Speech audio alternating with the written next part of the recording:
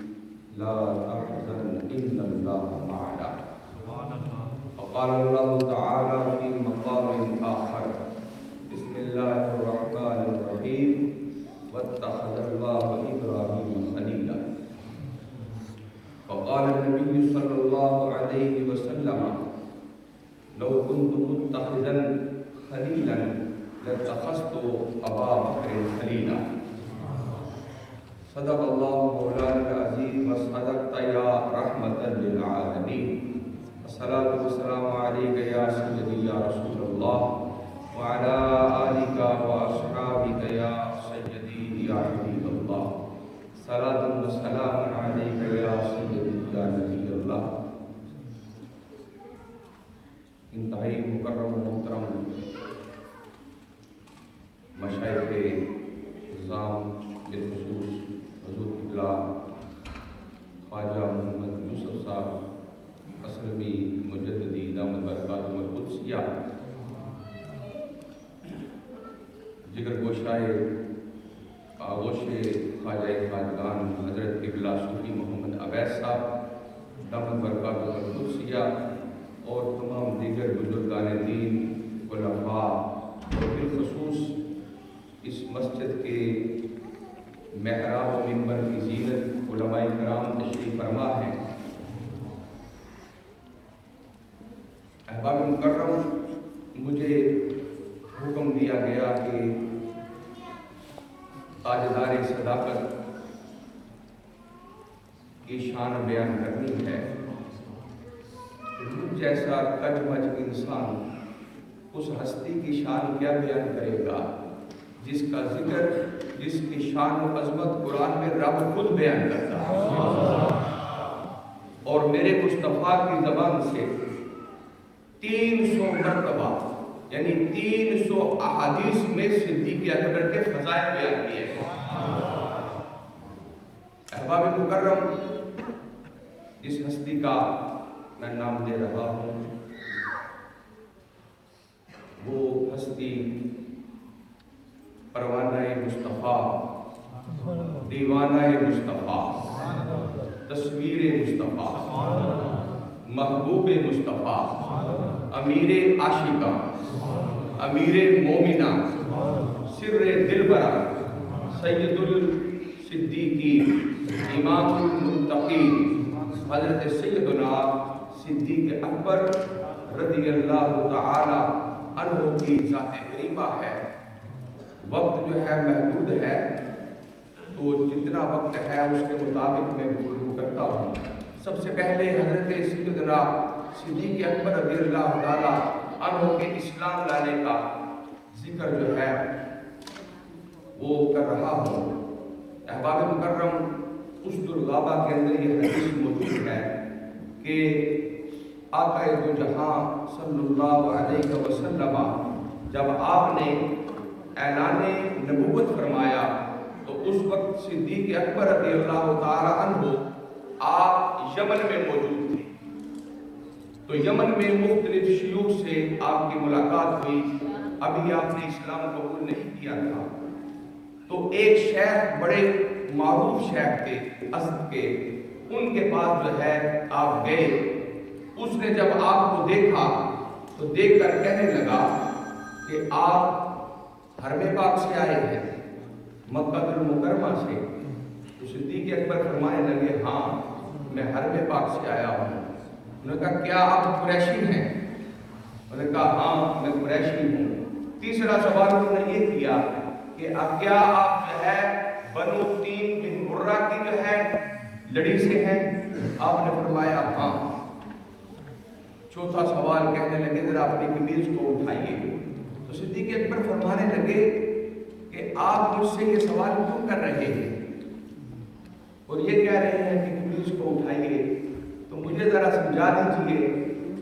تو ان بزرگوں نے کہا جو کہ پچھلی کتابوں کے جو ہے محقق تھے، وہ کہنے لگے کہ میں نے اپنی کتابوں کے اندر ایک ایسی شخصیت کا ذکر پڑھا ہے جو جناب رسول اللہ صلی اللہ علیہ وسلم جو مکے میں آئیں گے ان کے حواریوں میں، ساتھیوں میں جو سب سے قریبی ساتھی ہوگا وہ بنو قریش سے ہوگا، بنو تیم مرہ سے ہوگا.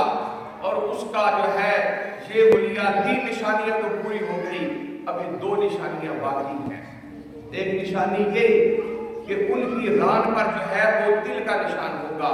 ران تو شرعی طور پر میں نہیں دیکھ سکتا، لیکن آپ کی ناف دیکھنی ہے، اگر اس کے اوپر جو ہے تل کا نشان ہوگا تو گویا جس کا ذکر ہماری کتابوں میں آیا ہے آپ وہی شخص ہوں گے. جب آپ نے کپڑا اٹھایا تو دیکھا کہ ناف کے اوپر تل کا نشان تھا.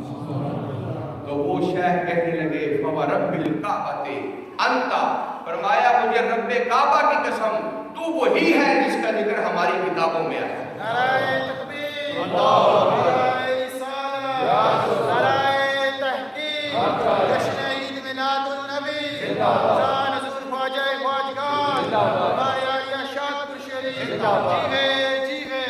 جی احباب مکرم، پھر مختلف شیوخ سے آپ نے ملاقات کی یمن میں.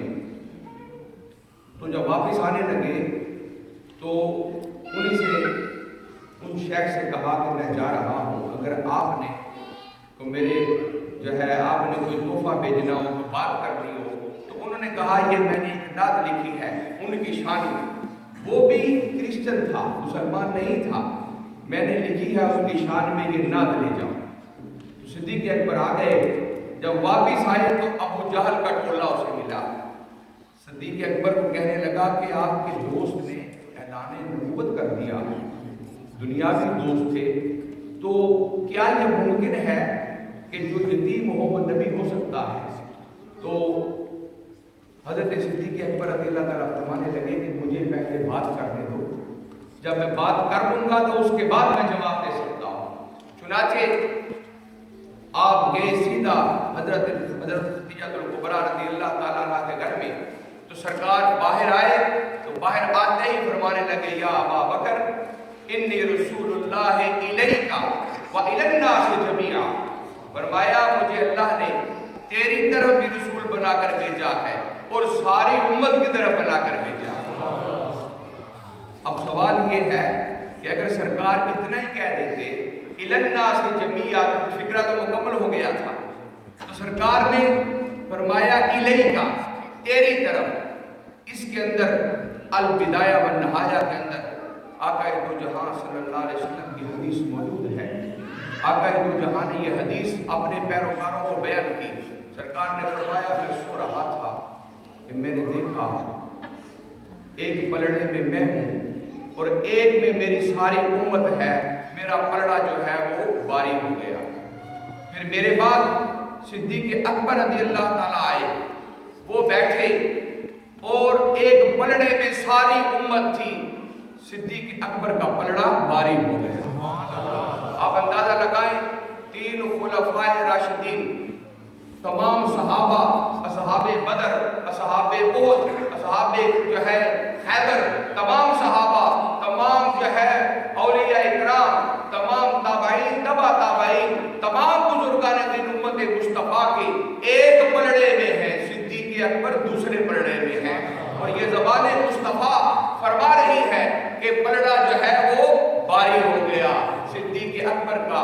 اسی لیے سرکار نے فرمایا تھا انی رسول اللہ الیک، چونکہ تیرا وہ وزن ہے جو پوری امت کے برابر ہے، تیرا وہ مقام و درجہ ہے۔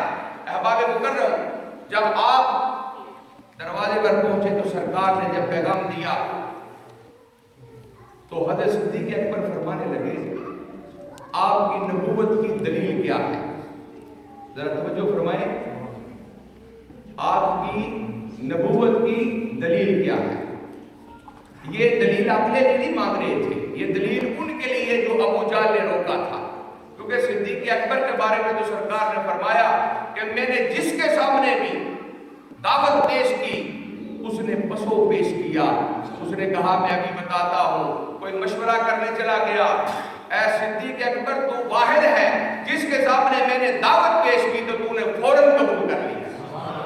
تو گویا صدیق اکبر رضی اللہ تعالیٰ عنہ آپ نے جو پوچھا کہ حضور دلیل کیا ہے، آپ کی نبوت کی دلیل کیا ہے، تو حضرت صدیق اکبر کے سوال پر آقا دو جہاں نے فرمایا، سرکار نے فرمایا وہ یمن والا شیخ اس بات کی دلیل ہے۔ سرکار بیٹھے کہاں ہیں؟ مکہ المکرمہ، تو خبر کس کی دے رہے ہیں؟ یمن کی۔ تو صدیق اکبر فرمانے لگے حضور وہاں تو میں کئی شیخوں سے ملا، فرمایا وہ شیخ جس نے تجھے نعت دی اس نے تجھے کچھ بتایا ہے؟ یا رسول اللہ بتایا ہے۔ فرمایا ہاتھ آگے کرے تو کلمہ پڑھ لیا، جب کلمہ پڑھا تو باہر نکلتے ہیں۔ یہاں ایک بات میں عرض کرتا چلا جاؤں کہ صدیق اکبر نے کلمہ کس بنیاد پر پڑھا؟ سرکار کے علم غیب کی بنیاد پر، یعنی امت کا پہلا مسلمان مردوں میں جب کلمہ پڑھتا ہے تو کلمہ پڑھنے کی بنیاد کیا ہے کہ میرے مصطفیٰ علم غیب جانتے ہیں۔ عقیدہ اہل سنت یہی ہے، صدیق اکبر کا عقیدہ ہے کہ میرے مصطفیٰ علم غیب جانتے ہیں۔ آج بڑی بڑی لوگوں کی زبانیں ہیں جو منہ میں آتا ہے کہتے ہیں، لیکن صحابہ کا یہ عقیدہ نہیں تھا۔ احباب مکرم، جب باہر آئے تو ابو جہل نے روک لیا، کہنے لگا کہ یہ بتائیں کیا بات کر کے آئے ہیں؟ تو حضرت صدیق اکبر فرمانے لگے کہ میں مسلمان ہو گیا، میں نے کلمہ پڑھ لیا ہے۔ تو ابو جہل کہنے لگا بغیر دلیل کے؟ فرمایا نہیں، دلیل کے ساتھ۔ فرمایا وہ کیسی؟ فرمایا جو مکے میں بیٹھ کر یمن کی خبریں دیتا ہے وہ زمین پر بیٹھ کر عرش کی بھی سچی خبریں دیتا ہے۔ تو یہ دلیل ہے صدیق اکبر رضی اللہ تعالی عنہ کی۔ احباب مکرم، آقا دو جہاں صلی اللہ علیہ وسلم نے فرمایا اے میرے صحابہ، اللہ پاک کی طرف سے جس پر انعامات ہوتے ہیں ان انعام میں سے ہر مومن میں 360 صفات میں سے ایک ہو تو وہ بندہ بڑائی پہ چڑھا جاتا ہے۔ یہ صحابہ کے مجمع میں سرکار گفتگو فرما رہے تھے کہ صدیق اکبر فرمانے لگے یا رسول اللہ صلی اللہ علیہ وسلم ان 360 صفتوں میں، ایٹریبیوٹس میں کیا کوئی میں بھی ان میں شامل ہوں؟ تو میرے آقا دو جہاں صلی اللہ علیہ وسلم فرما لگے کلہا فیکا ابی ابا بکر حنی اللہ، فرمایا ساری کی ساری 360 صفتیں اللہ کی اس زمین پر سوائے انبیاء کے تجھ میں موجود ہیں۔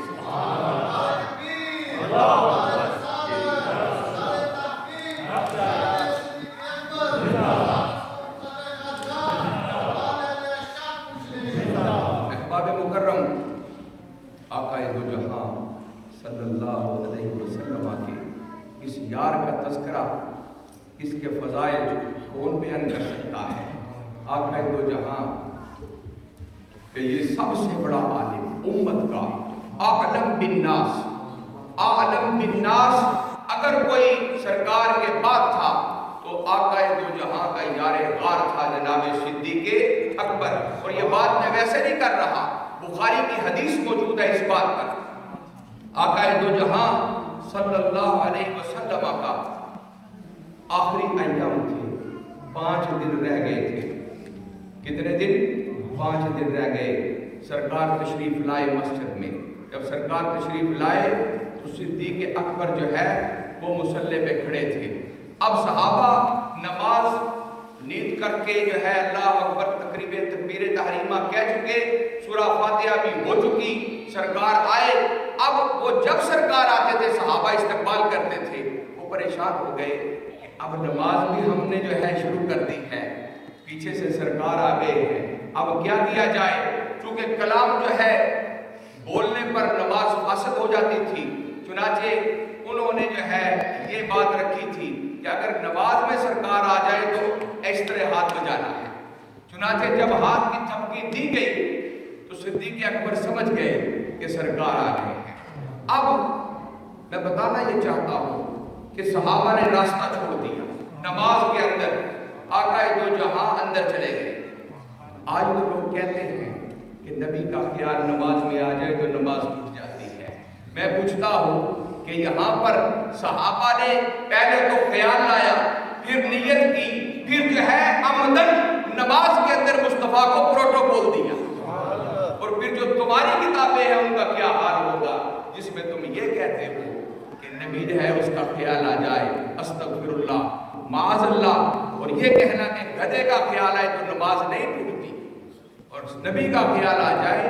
احباب مکرم، یہ بڑی لمبی زبانوں والے لوگ ہیں جن کی بنیاد توحید کو وہ اصل میں توہین رسول سمجھتے ہیں. توحید جو ہے وہ اور چیز ہے. توحید تو جو ہے عشق مصطفیٰ کا نام ہے، آقا دو جہاں پر جان فدا کرنے کا نام ہے، رب کائنات کی وحدانیت کا نام ہے. احباب مکرم، آقا دو جہاں صلی اللہ علیہ وسلم چلتے گئے. بڑی توجہ طلب ایک فقہ کا مسئلہ بھی اس کے اندر ہے. چلتے گئے، جب قریب پہنچے مصلی کے پہلی صف میں تو صدیق اکبر نے پیچھے آنا شروع کر دیا. سورہ فاتحہ ہو چکی تھی، صدیق اکبر نے پیچھے آنا تو سرکار نے فرمایا یا ابا بکر مکانک، ٹھہر جا، اے ابو بکر ٹھہر جا، مکانک. یہ ایسا نقطہ ہے، سرکار نے فرمایا ابو بکر میرا مصلی سے جو ہے ٹھہر جا. یہ نہیں فرمایا میرے مصلی پہ، فرمایا مکانک، اپنی جگہ نہیں چھوڑنا، اپنا مصلی نہیں چھوڑنا.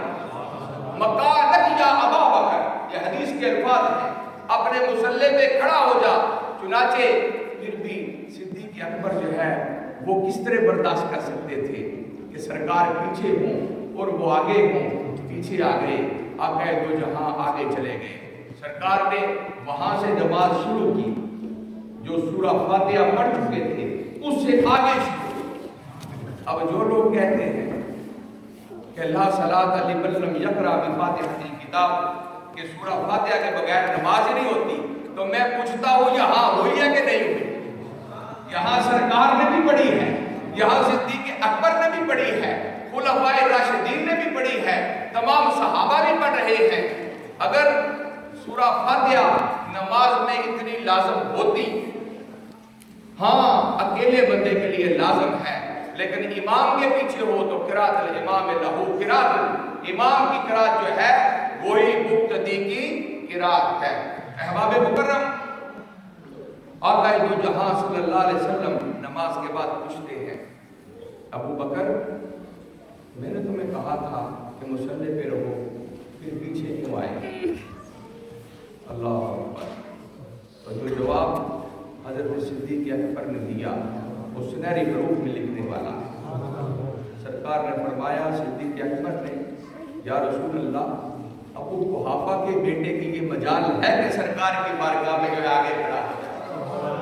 یعنی سید الصحابہ، امام المتقین، امام الصدیقین، لیکن عاجزی کا یہ عالم ہے.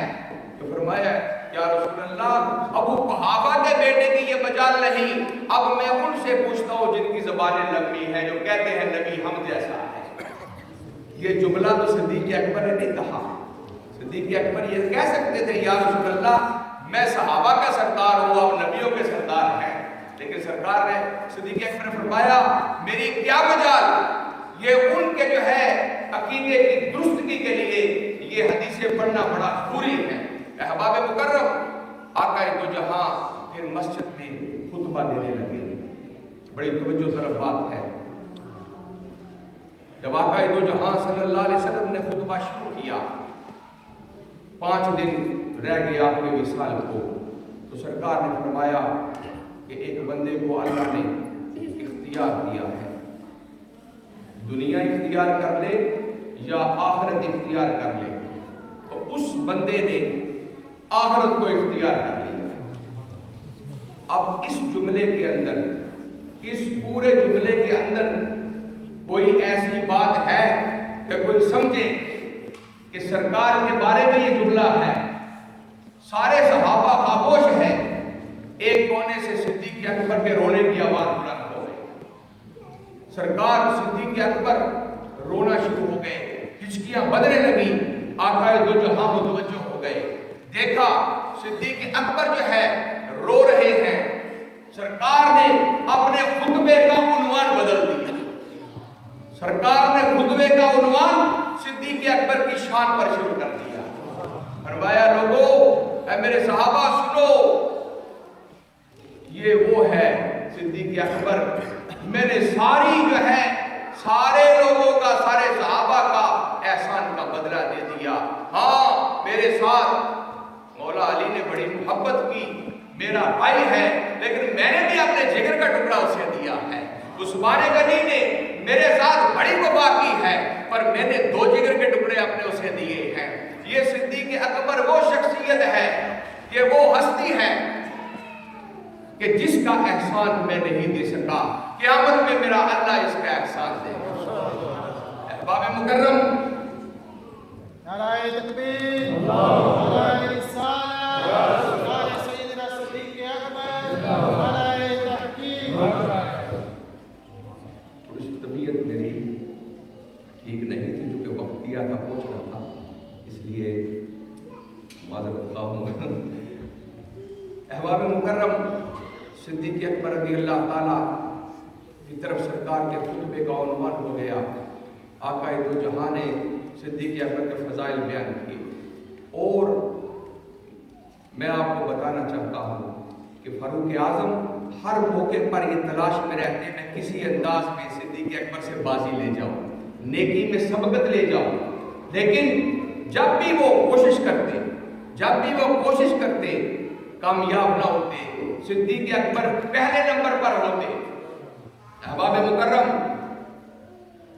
اللہ اکبر، سرکار نے صدیق اکبر نے سارا مال قربان کر دیا. اب پھر اعلان ہوتا ہے، پھر اعلان ہوا، سرکار نے ترغیب دلائی کہ جو مال ہے لے آؤ. اب جو ہے فاروق اعظم سمجھتے ہیں اب میں بازی لے گیا. چنانچہ انہوں نے گھر کا آدھا مال لایا.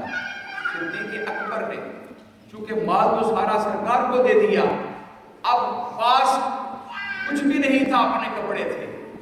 آپ نے اپنے کپڑے اتارے، ٹاٹ پہنا، ٹاٹ لگایا، پھر جھاڑو دیا مکان کو.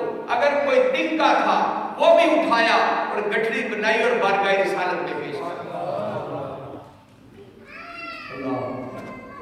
اب سرکار نے سوال جو ہے کرنا تھا کہ کتنا مال لائے ہو، لیکن سرکار نے دیکھا کہ ابو بکر جو ہے آج شاید اس کے مقابلے میں فاروق اعظم کے وہ پورا نہ اترے. حضور نے سوال بدل دیا. میرے آقا نے فرمایا کہ گھر میں کیا رکھ کے آئے ہو؟ گھر میں، اے فاروق اعظم گھر میں کیا رکھ کے آئے ہو؟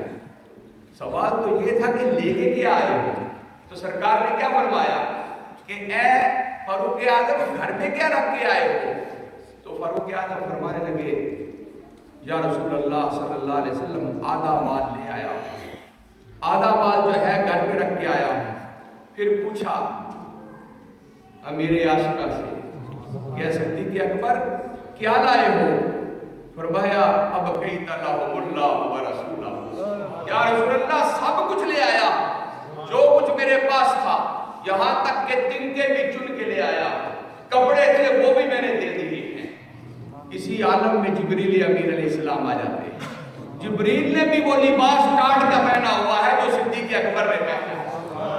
واقعہ تو جہاں نے پوچھا اے جبریل تو نے یہ لباس پہنا ہے کیوں؟ فرمایا میرے رب صدیق کی ادا اتنی پسند آئی ہے کہ آج سارے ملائکہ نے یہی لباس پہنا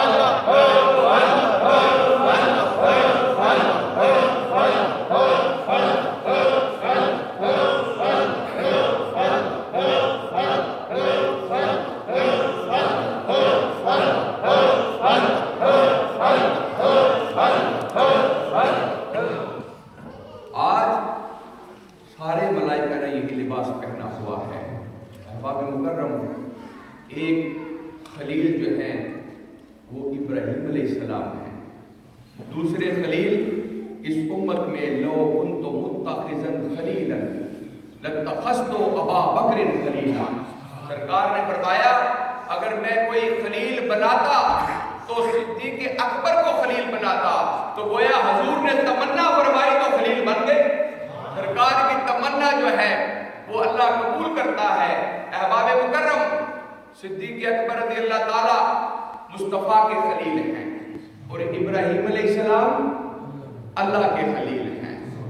تو جب پوچھا لوگوں نے کہ اے ابراہیم علیہ السلام، یہ تفاسیر میں آتا ہے کہ آپ خلیل کیسے بنے، تو فرمانے لگے بذلت نفسی لنیران، میں نے اپنی جان کو آگ میں ڈالا ہے، میں نے اپنی جان کو آگ میں ڈالا ہے۔ ادھر اس خلیل نے یہ کہا، اب مصطفیٰ کے خلیل سے پوچھیں آپ نے کیا کیا ہے؟ فرمایا ادھر جو ہے ابراہیم خلیل اللہ نے اپنی جان کو نار میں ڈالا ہے، میں نے اپنی جان کو غار میں ڈالا ہے، میں نے غار میں نذرانہ زندگی کا پیش کیا ہے۔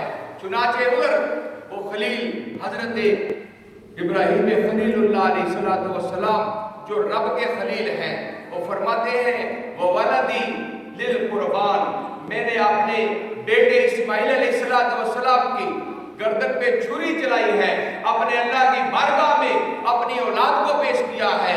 ادھر مصطفیٰ کے خلیل جو ہیں ان سے پوچھا جاتا ہے کیا آپ نے کیا کیا ہے؟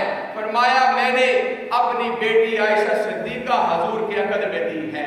یہی نہیں بلکہ آقا دو جہاں صلی اللہ علیہ وسلم جب غار میں تھے تو ابو جہل آیا، اس نے کہا حضرت اسما سے، سرکار کی جو ہے حضرت عائشہ کی بہن سے کہ بتا جو ہے تیرا باپ اور نبی کریم کدھر ہیں؟ تو حضرت اسما فرمانے لگی میں نہیں بتاؤں گی۔ اس نے چہرے پہ تھپڑ مارے اور یہاں تک کہ چہرے کا رنگ سیاہ ہو گیا، چہرے پہ داغ پڑ گئے، پھر اس نے پتھر مارے۔ تو جب اتنا تشدد کیا تو حضرت اسما فرماتی ہیں تو جو مرضی کر لے، میں صدیق اکبر کی بیٹی ہوں، مجھے پتا ہے کہ میرا باپ کہاں ہے، میں تجھے نہیں بتاؤں، مجھے پتا ہے کہ میرا والد کہاں ہے، سرکار کہاں ہے۔ چنانچہ جب حضرت اسما سرکار کو کھانا دینے کے لیے غارِ ثور میں جاتی ہیں، اللہ اکبر، تو چہرے پہ نشان ہیں، تو سرکار پوچھتے ہیں کہ کیا ہوا ہے؟ تو انہوں نے فرمایا کہ کچھ نہیں یا رسول اللہ۔ تو پھر توجہ فرمائی اے یار غار، پوچھ اس سے اس کو کیا ہوا ہے، اتنے نشان پڑے ہیں، لو لہان ہے، کچھ نہیں۔ تو فرمایا جب باپ نے پوچھا تو کہا اس طرح ابو جہل آیا تھا، اس نے تشدد کیا ہے، میں پوچھتا ہوں آپ کی اور میری بیٹی کو کوئی بندہ تھپڑ نہیں صرف تھریٹ کر دے تو ہم اس کی جان لینے پر تیار ہو جاتے ہیں۔ ابو بکر صدیق نے اللہ کی بارگاہ میں فرمایا مولا مصطفیٰ کی محبت میں بیٹی پر تشدد بھی قبول ہے۔ احباب مکرم، فرمایا ادھر جو ہے یہ آپ نے بتانا ہے، چلو آخری بات کرتا ہوں۔ فرمایا کہ مال جو ہے میں نے اپنا مال جو ہے وہ ضیفان مہمانوں کے لیے رکھا ہے. حضرت ابراہیم علیہ السلام نے یہ کہا، یہ فرمایا. تو ادھر صدیق جو ہے سرکار کا خلیل ہے، اس سے پوچھا کہ تیرے بال کا کیا بنا ہے؟ تو فرمایا تن من دن مصطفیٰ پر قربان کر دیا ہے. اب جو ہے اس خلیل کو کیا ملتا ہے؟ یہ بڑی توجہ طلب نتیجے پہ آ رہا ہوں. وہ خلیل جو اللہ کا خلیل ہے، جب سارے جو ہے امتحانوں سے کامیاب ہوئے تو کیا فرمایا؟ فرمایا انی جاعلک للناس امام، نبیوں کا جو ہے امام بنا دیا. آپ کی جو ہے نسل سے 4000 انبیاء کرام آئے ہیں. ادھر جو ہے یہ جو خلیل ہے اس کو کیا جو ہے مقام ملا؟ تو آخری ایام میں میرے مصطفیٰ نے فرمایا مرو ابا بکر فلیصلی بالناس، ابو بکر کو کہو میرے مصلی پہ کھڑا ہو جائے. ابو بکر کو کہو میرے مصلی پہ کھڑا ہو جائے. بڑی قابل غور بات بتانے والا ہوں. ایک دن صدیق اکبر لیٹ ہو گئے، مصلی پہ عمر فاروق کھڑے ہو گئے. صحابہ نے کہا، حضرت بلال نے، کہ نماز کا وقت ہو گیا، آپ نماز پڑھائیں. مصلی پہ حضرت فاروق اعظم، جس کے بارے میں حضور فرماتے ہیں اگر میں نبی نہ ہوتا میرے بعد نبی کون ہوتا؟ فاروق کھڑے ہو گئے. جب کھڑے ہو گئے بس آخری نکتہ، تو سرکار فاروق اعظم نے فرمایا اللہ اکبر، تکبیر کہی، آواز حجرہ پاک میں پہنچی. سرکار نے دروازہ کھولا اور فرمایا لا لا لا، نہیں نہیں، یا واللہ والمؤمنون الا ابا بکر، نہیں نہیں، اوپر رب بھی چاہتا ہے، نیچے مومن بھی چاہتے ہیں، میں بھی چاہتا ہوں کہ مصلی پہ ابو بکر کھڑا ہو. حضرت فاروق اعظم نے نماز کو توڑ دیا اس بات پر، یعنی تکبیر تحریمہ ہو چکی تھی. ارے جو یہ کہتے ہو کہ صدیق اکبر سے جو ہے اور صحابہ افضل ہیں، وہاں تو فاروق اعظم مصلی پہ کھڑا ہوتا ہے. تو میرے مصطفیٰ فرماتے ہیں کہ یہ نماز کو توڑ دو، وہاں اور جو ہے سب قابل احترام، مگر صدیق اکبر جو ہے اس کا ثانی کوئی نہیں ہے. اللہ پاک ہمیں تاجدار صداقت کے نقش قدم پر چلنے کی توفیق نصیب فرمائے. وما علیہ الا البلاغ.